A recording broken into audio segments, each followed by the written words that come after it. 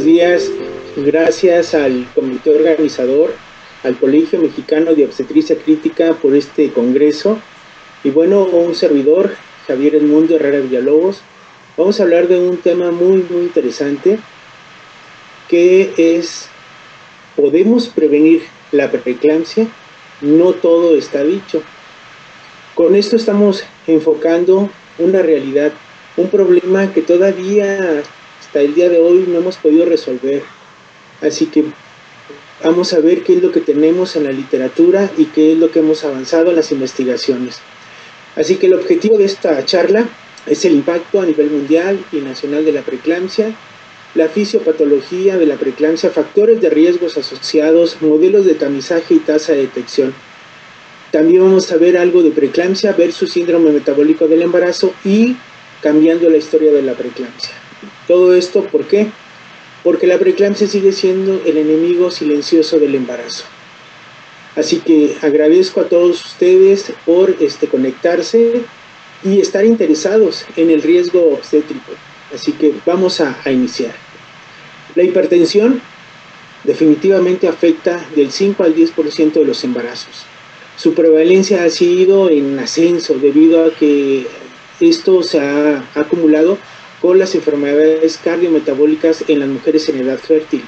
Y bueno, es la segunda causa de mortalidad materna y pues es importante como un factor de morbilidad materna y fetal, por lo que toma gran relevancia este tema en nuestra especialidad. ¿Cuál es la perspectiva a nivel mundial? Pues tenemos que la preeclampsia complica del 5 al 8% de los embarazos, pero en países desarrollados representa hasta el 16% de las muertes maternas. A nivel global o a nivel internacional, consideramos que la preeclampsia ocupa el tercer lugar de mortalidad, debido a que hemos tenido una razón de muerte materna de 6.2 defunciones por cada 100.000 nacimientos vivos, que equivale a un 10.8% de muertes maternas en México. En México, pues, consideramos que es la segunda causa de muerte materna, llegando hasta un porcentaje de 14.7, con un riesgo de muerte materna de 3.3, exclusivamente en preeclampsia. ¿Cuál sería el impacto? El impacto es el siguiente: más de 500,000 de neonatos mueren cada año a causa de este trastorno. ¿Por qué? Por complicaciones al nacimiento hasta en un 15.4%, complicaciones en el periodo del parto o intraparto del 10.5% y sepsis neonatal del 6 al 7%. Así que del 20 al 50% se presenta daño neurológico para un nacimiento pretérmino. Y entonces, dentro de esta fisiopatología, ¿cómo la vamos a abordar? Nosotros ya tenemos aquí una paciente que llega al servicio de urgencias con preeclampsia.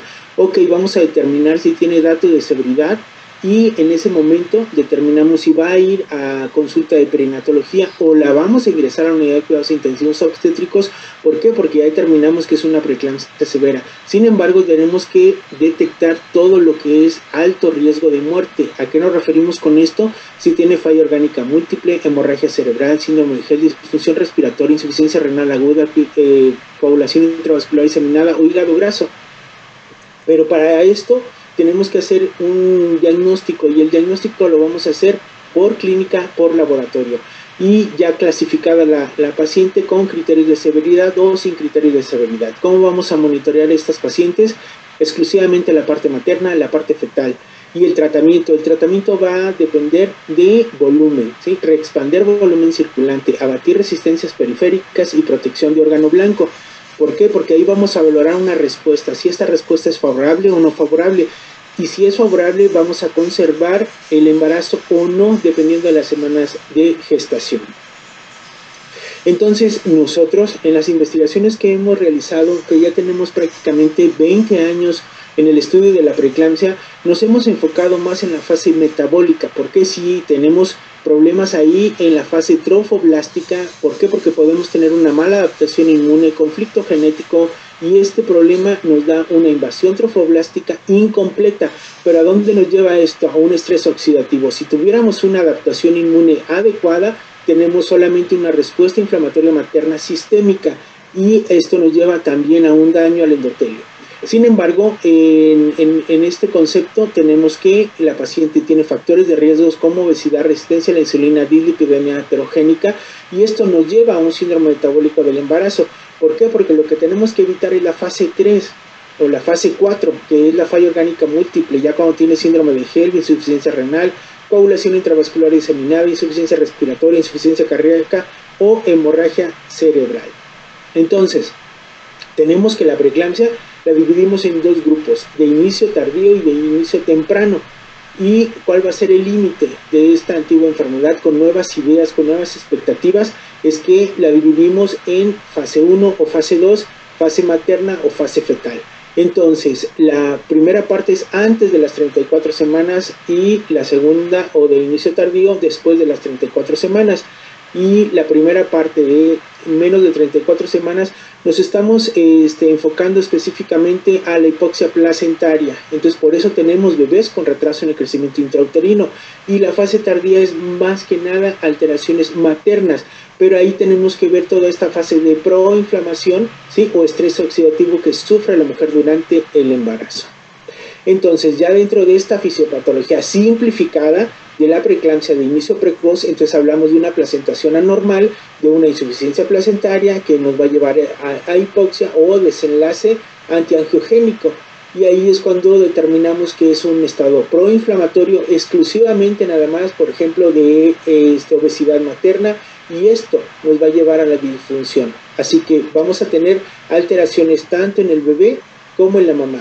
Y el límite son 34 semanas. Así que determinamos aquí el fenotipo A o tipo placentario, donde vamos a tener un gasto cardíaco disminuido, resistencias vasculares sistémicas aumentadas y el volumen circulante disminuido. Por eso es que en esta primera fase, o fenotipo A o tipo placentario, podemos dar soluciones sin problema. ¿Por qué? Porque el volumen está disminuido, el gasto cardíaco disminuido y las resistencias vasculares elevadas, que no pasa en el fenotipo B o tipo paterno, donde el gasto cardíaco está aumentado, las resistencias vasculares están disminuidas, pero el volumen circulante está alto. Entonces aquí es por eso las guías de práctica clínica, hoy en día la última actualización en México es del 2027 y nos está recomendando restricción de líquidos. ¿Pero por qué? Porque se está refiriendo específicamente a esta parte fenotípica B, tipo materno-paterno. Entonces aquí cuando nosotros podemos responder mejor el volumen circulante es cuando tenemos una fase A, que es menos de las 34 semanas. Ok, hablemos de predicción y les voy a mostrar aquí básicamente nada más 4 modelos de tamizaje del Instituto de Excelencia en Enfermedad y de la Asociación Americana de Ginecología Obstetricia, de la Fundación de Medicina Materno-Fetal y de la Federación Internacional de Ginecología Obstetricia. ¿Por qué? Porque específicamente hay más de 34 modelos de predicción, sin embargo nos vamos a enfocar específicamente en estos 4. Entonces, en relación al NIS, tenemos factores mayores y factores menores, y donde abarcamos a factores mayores, aunque tengas uno solo: antecedentes de enfermedad hipertensiva del embarazo, enfermedad renal crónica, enfermedad autoinmune, diabetes mellitus, hipertensión arterial. Entonces, si tienes uno de estos factores mayores, ya está considerado como un factor de riesgo. Pero si tienes factores menores, cuando menos 2, periodo intergenésico mayor a 10 años, el primer embarazo mayor de 40 años, antecedentes familiares de preeclampsia o índice de masa corporal mayor a 35, ¿sí? Entonces va a depender de los criterios, tanto mayores como menores. Entonces aquí la Organización de Ginecología, la COG, americana, nos divide en bajo, moderado y alto riesgo. Entonces, cuando hablamos de alto riesgo es cuando tenemos una historia de preeclampsia, gestación múltiple, hipertensión crónica, diabetes tipo 1 o 2, enfermedad renal o enfermedad autoinmune. Entonces, con uno o más factores de riesgo alto, entonces tenemos que enfocarnos básicamente en la prevención.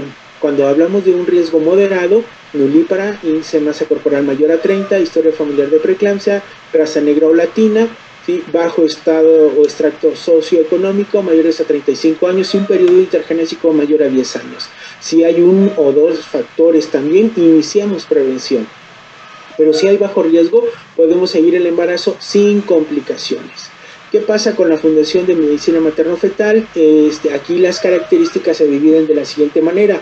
Las características maternas, historial médico, aquí ya ponemos marcadores o medidas biofísicas y bioquímicas, porque las biofísicas, tensión arterial media, índice de pulsatividad de arterias uterinas, y en la parte bioquímica, todo está factores de crecimiento, proteínas asociadas al embarazo, y entonces lo determinamos para poder hacer la división.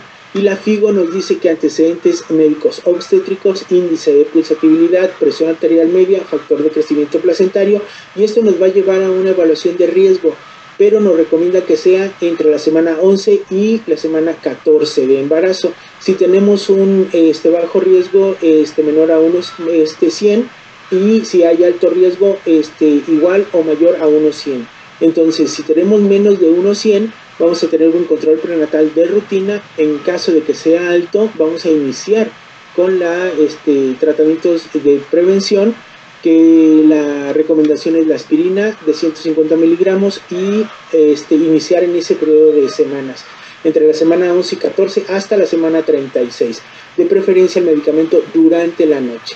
Así que ya englobamos en este artículo publicado en el 2017 y ratificado en el 2023, donde habla de factores antiangiogénicos solubles parecidos a la tirosina quinasa como uno de los determinantes o predictores de mayor peso en preeclampsia.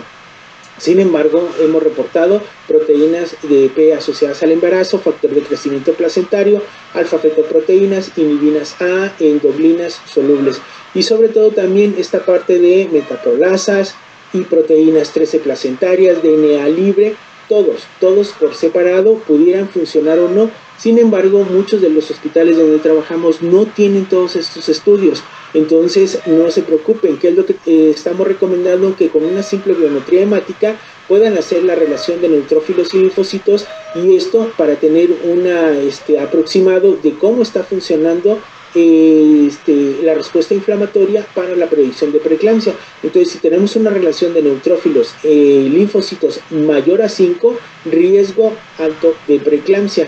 Pero también en esa misma biometría hemática vamos a tener el reporte de plaquetas. Si tenemos plaquetas menor a 225, en este tipo de pacientes tenemos riesgo elevado de desarrollar preeclampsia. Pero si también hacemos una división entre plaquetas y linfocitos menos de 114, vamos a tener un riesgo elevado de ese tipo de pacientes para desarrollar preeclampsia. Volumen plaquetario medio mayor a 10.4. Entonces aquí tienen las referencias 2016, 2022, 2020 y 2018. Entonces la Organización Mundial de la Salud, ¿qué dice? Vamos a quedarnos específicamente con factores clínicos. ¿Por qué? Porque aquí les voy a presentar un nomograma de predicción de preeclampsia, donde mostramos algunas variables involucradas dentro de este porcentaje de predicción de riesgo de preeclampsia.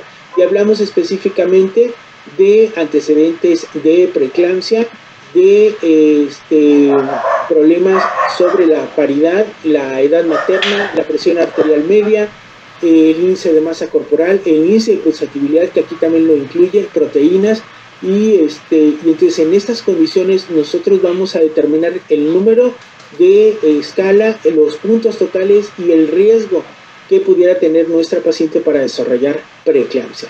Sin embargo, en el 2016 realizamos un estudio donde asociamos los factores de riesgo de preeclampsia exclusivamente en la mujer con alto riesgo de preeclampsia, pero en nuestra población mexicana. Así que aquí determinamos los factores asociados con preeclampsia. La edad materna, que tiene un valor de P de 0.13, antecedentes de 3 o más partos de 0.27. Aquí otros de los que se marcaron como altamente significativos, su antecedente de preeclampsia previa, que nos reportó un valor de P de 0.01, embarazo actual con preeclampsia, y el antecedente personal de hipertensión. Entonces aquí encontramos una significancia adecuada para determinar los asociación o factores de riesgo de preeclampsia en nuestra población femenina. Sin embargo, tenemos algunas herramientas digitales donde podemos determinar también si hay algún riesgo de complicaciones, y para eso tenemos el de Barcelona del Full-Hirsch, donde hablamos, por ejemplo, aquí les pongo este caso. Se trata de un femenino de 20 años de edad con 32.4 semanas de gestación con los siguientes signos vitales: 130-80, frecuencia cardíaca de 105, respiratorias de 21, temperatura de 36.5, saturación de 92, alertas, proteínas negativas, plaquetas de 150, creatinina de 0.9 y aminotransferasas normales de 25 y 35. Entonces, ustedes le dan a esta aplicación, ahí está el link, y vamos a determinar, ahí vamos a poner los datos que nos están seleccionando, que los vamos a tomar del caso clínico, y entonces aquí le damos clic y vean, el riesgo de complicaciones es del 20%. Entonces aprovechemos todas las herramientas que tenemos a la mano y que son de libres acceso. Aquí les pongo otro caso, pero vamos a ver ahora el score mamá. Aquí les pongo más o menos el mismo tenor: 20 años, 34 semanas, presiones o signos vitales, y entonces aquí vamos a determinar, este es el score. ¿Qué es lo que nos dice? De 0 es cuando está dentro de los límites normales. Vamos a ver la puntuación de 1, 2, 3, dependiendo si se eleva o disminuye la frecuencia cardíaca, tanto presión arterial como sistólica, diastólica, frecuencia respiratoria, temperatura, saturación, estado de conciencia. Este caso en particular, pues tenemos una frecuencia cardíaca y nos da 1 punto, la sistólica 2 puntos, la diastólica 1 punto, la frecuencia respiratoria de 2 puntos, temperatura normal, saturación baja del 93 que nos da 1 punto, estado de conciencia normal, proteínas normales. Entonces ya aquí tenemos 7 puntos, y esto determina un riesgo aproximado de complicaciones. Para eso hicimos este estudio, donde valoramos el impacto del sistema de alerta temprana modificado para obstetricia, publicado en el 2017, donde encontramos que detectamos a más del 80% de las mujeres que se presentó un evento adverso 6 horas antes, ya estaba dando manifestaciones de una complicación, y aquí en México le llamamos activación de código Mater. En algunas entidades de América Latina pues lo conocen como equipos de respuesta inmediata, en obstetricia como código oro o alerta temprana de la mujer. Entonces, ¿cuáles son los criterios para el diagnóstico de la preeclampsia? Específicamente nos vamos a quedar con presión arteriales, que aquí en estos estudios del 2018 nos habla de una hipertensión persistente con una presión arterial diastólica igual o mayor a 90, y proteínas que son mayores a 0.3 gramos en 24 horas. Sin embargo, aquí una de las cosas que hemos observado, por ejemplo, ya esa famosa triada que nos faltaría el edema hasta más del 20% es normal en las mujeres embarazadas, pero aquí le pongo esta referencia de septiembre de 2019, donde los cardiólogos nos están recomendando. Al principio les mostraba yo una gráfica que este problema de la preeclampsia ha ido aumentando por las condiciones cardiometabólicas. Entonces el Colegio de Cardiología, no el de Ginecología, nos está recomendando como límite de presión arterial 130-80. ¿Para qué? Para que podamos hacer un tamizaje y determinar cuáles son las mujeres que se pudieran complicar. Y de proteínas, aquí dice mayor a 0.3 gramos en 24 horas. Sin embargo, en esta publicación que hicimos en el 2017, determinamos que se puede realizar en cualquier momento, a cualquier hora, el estudio de la cuantificación de orina, y no hay ninguna alteración, no hay que esperar las 24 horas. Ok, ya se empezaron a correr algunos estudios, y en particular, donde dice repercutirán las nuevas cifras de hipertensión en la definición y manejo de la preeclampsia. Pues tenemos que básicamente no ha habido ningún tipo de repercusión. Lo que sí hemos encontrado es que se han tamizado más mujeres y hemos disminuido la muerte materna. Pero vean, no es nuevo. Desde el 2014 en Australia ya ellos también determinaron las presiones de 130-80. Entonces tenemos que enfocarnos, y esta publicación es del 2022, sobre todo en este tipo de tamizajes. Y el ejemplo que siempre les pongo es la glucosa. Recuerden que para determinar personas con diabetes, antes, estamos hablando de 20 o más años, teníamos una cifra de 120 de glucosa, luego bajó a 110, luego a 100, y hoy en día es menos de 100. Entonces, solamente así podemos determinar el número de pacientes que se pudieran complicar. Y ese es el estudio donde les digo que no hay ningún tipo de problema para determinar la orina de 24 horas o hacer una relación de la proteína urinaria en cualquier momento del día con una sola toma de bililaxis. Ok, aquí estamos hablando del ácido úrico y aquí solamente podemos decir que la elevación del ácido úrico puede ser una herramienta pronóstica de fácil determinación que permite identificar a los pacientes asociadas con mayor riesgo de complicaciones materno-fetales. No hablamos de predicción, pero el Doppler sí es un predictivo y aunado al factor de tiroxina, pues son de los que tienen mayor peso de sensibilidad y especificidad. Así que vamos a combinarlos para poder encontrar a mayor número de pacientes. Pero entonces les decía que este tipo de pacientes nos enfocamos más en la parte metabólica.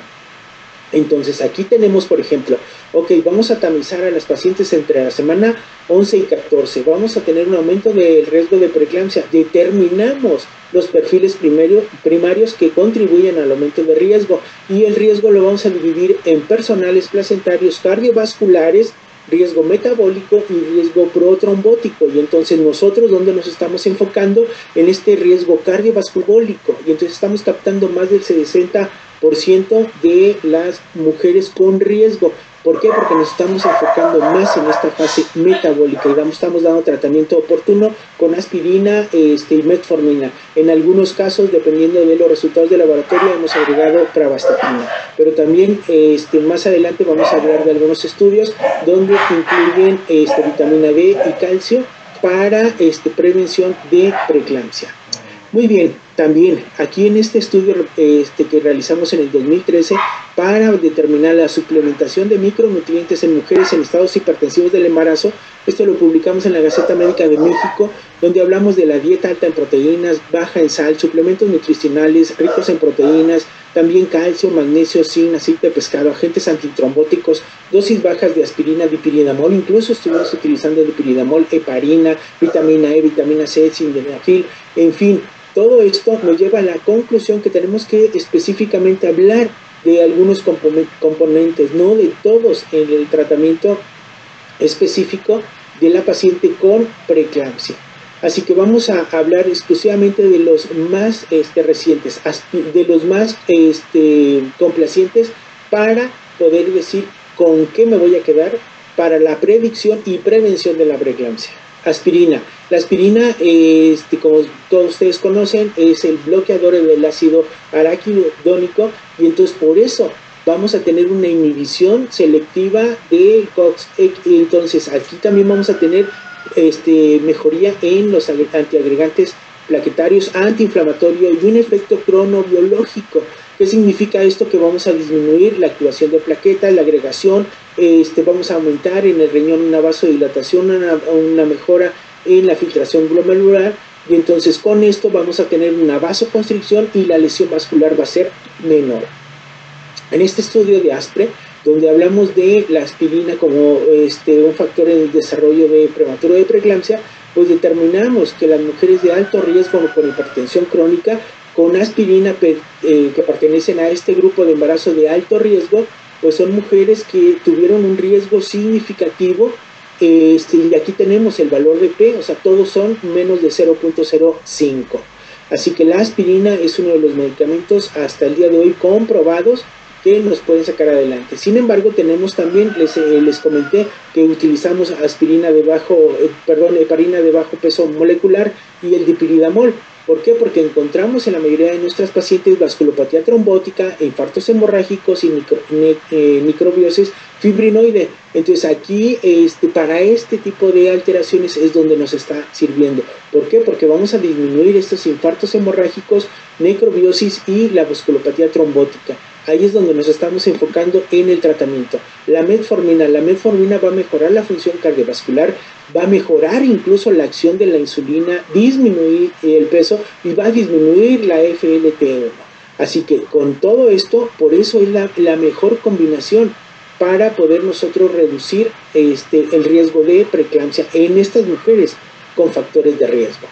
Así que en este estudio donde hablamos que la metformina fue combinada con algún placebo. Entonces los resultados tenemos que, por ejemplo, aquí en este estudio de más de 200 pacientes, solamente 6 que fueron tratadas con metformina desarrollaron preeclampsia, pero las mujeres que no recibieron tratamiento, recibieron placebo, que fueron casi 200, el 22% de ellas, 22 pacientes de ellas presentó preeclampsia, así que tenemos un valor de P de 0.01, altamente significativo para el uso de metformina durante el embarazo, y sobre todo que no tuvimos ningún tipo de problemas, ¿sí?, teratogénicos.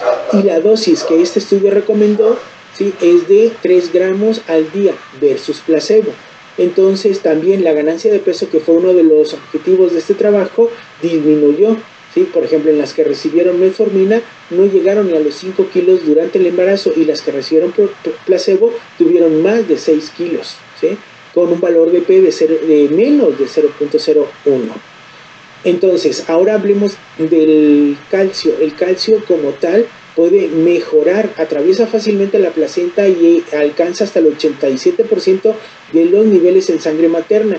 Esta vitamina D, biológicamente activa, no atraviesa la placenta, pero si lo combinamos o vemos las alteraciones inmunológicas, tenemos una liberación de factores antiangiogénicos en el torrente sanguíneo, por lo tanto va a modular nuestra presión. Y en el sistema renina, angiotensina, aldosterona, pues aquí la preeclampsia hay mayores niveles de plasmáticos de renina activa, y entonces los anticuerpos van a funcionar como receptores, así que la vitamina D puede suprimir la transición del gen de la renina mediante el receptor de vitamina D. Y en la parte de angiogénesis, pues aquí vemos que el trofoblast sincitial pues expresa toda esta parte donde está la vitamina, las proteínas, las hidrolasas. Entonces la vitamina D puede promover la angiogénesis en las células progenitoras endoteliales. Y pasemos por último al calcio, y aquí hablamos también de suplementos de vitamina D para prevención de preeclampsia. Así que esta suplementación de vitamina D con o sin calcio puede reducir el riesgo de preeclampsia e hipertensión gestacional.